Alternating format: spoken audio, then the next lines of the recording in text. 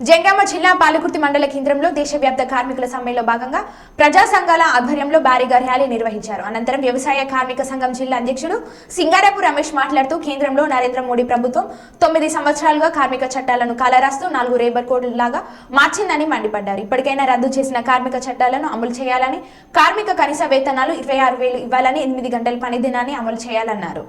ఏమైనా ప్రమాదంగా కార్మికులకు 10 లక్షలు ఇవ్వాలని డిమాండ్ చేస్తున్నాం.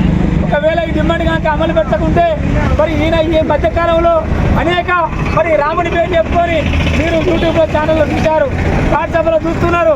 మరి అన్ని దొంగ ముచ్చట్లు రాములు విగ్రహానికి ఓపెనింగ్ వచ్చానికి ఏది ఎనుగుబంట వస్తున్నాయని యూట్యూబ్లో పెడతాడు, నాగుమాములు వస్తాయని యూట్యూబ్లో జనాన్ని మబ్బపెట్టి ప్రజలను అనేక భ్రమలు పెట్టి మళ్ళీ అధికారికి రావాలని ప్రయత్నం చేస్తున్నాడు.